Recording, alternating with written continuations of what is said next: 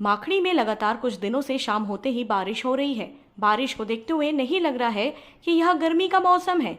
आज माखणी में 5 बजे से लगातार बारिश हो रही है, जिससे लोगों को गर्मी से राहत मिली। बारिश तेज गरज के साथ हो रही है और लोग इस बारिश का लुत्फ उठा रहे हैं। बारिश को देखते हुए नहीं लग रहा है कि यह गर्मी का मौसम है।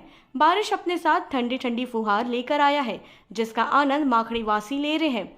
अभी सबसे ज्यादा खुश किसान है बारिश होने से, क्योंकि अब वह खेतों में हल चला पाएंगे एवं सड़कों में बहुत ज्यादा पानी भर चुका है और 5 बजे से ही हो रही यह बारिश लगभग 1 घंटा हो गया है और अभी तक बारिश हो रही है, जिसके कारण कई जगहों पर पानी भर चुका है। माखणी से रोशन सेन की रिपोर्ट।